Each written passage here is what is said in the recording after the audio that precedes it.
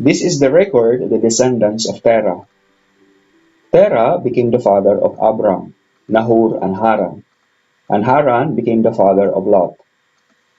Haran died before his father Terah, in his native land, in Ur of the Chaldeans. Abram and Nahor took wives. The name of Abram's wife was Sarai, and the name of Nahor's wife was Milcah, daughter of Haran, the father of Milcah and Iscah. Sarai was barren, she had no child. Terah took his son Abram, his grandson Lot, son of Haran, and his daughter-in-law Sarai, the wife of his son Abram, and brought them out of Ur of the Chaldeans, to go to the land of Canaan. But when they reached Haran, they settled there. The lifetime of Terah was 205 years. Then Terah died in Haran.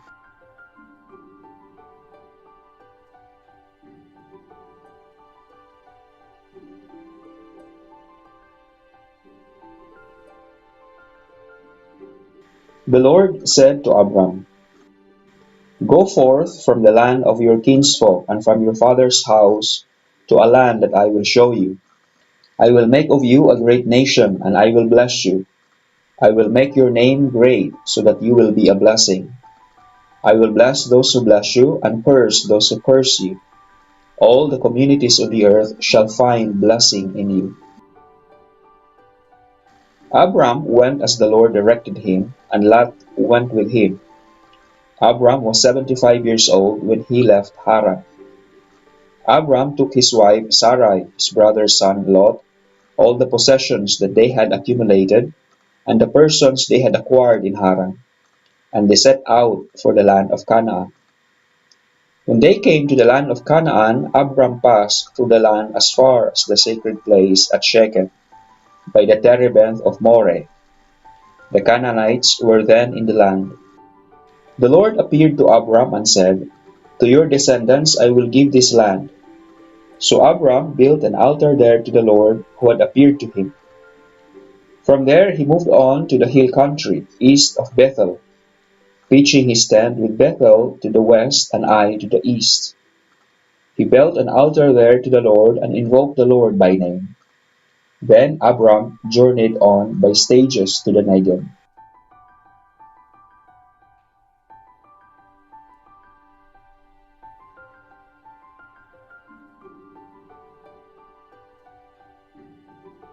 There was famine in the land, so Abram went down to Egypt to sojourn there, since the famine in the land was severe.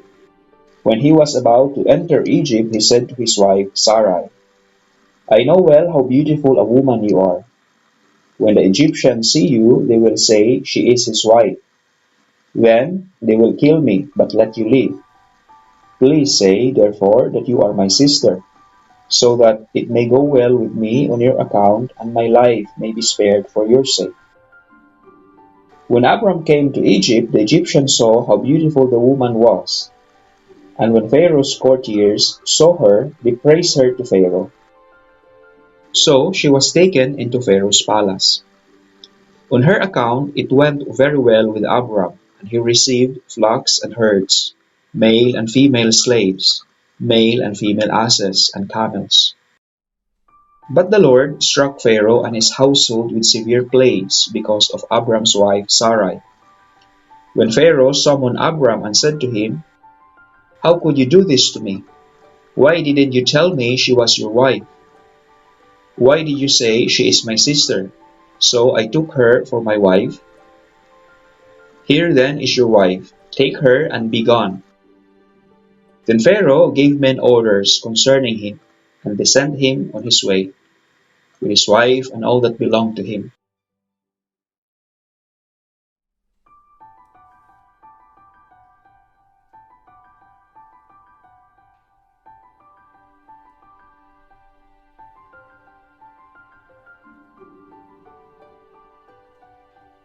From Egypt, Abram went up to the Negev with his wife and all that belonged to him, and Lot accompanied him.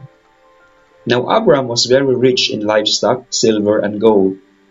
From the Negev he traveled by stages toward Bethel, to the place between Bethel and Ai where his tent had formerly stood. the site where he had first built the altar, and there he invoked the Lord by name. Lot, who went with Abram, also had flocks and herds and tents, so that the land could not support them if they stayed together. Their possessions were so great that they could not dwell together. There were quarrels between the herdsmen of Abram's livestock and those of Lot's. At this time the Canaanites and the Perizzites were occupying the land. So Abram said to Lot, "Let there be no strife between you and me, or between your herdsmen and mine, for we are kinsmen. Is not the whole land at your disposal? Please separate from me. If you prefer the left, I will go to the right." Lot looked about and saw how well watered the whole Jordan plain was as far as Zoar, like the Lord's own garden, or like Egypt. This was before the Lord had destroyed Sodom and Gomorrah. Lot therefore chose for himself the whole Jordan plain and set out eastward. Thus they separated from each other.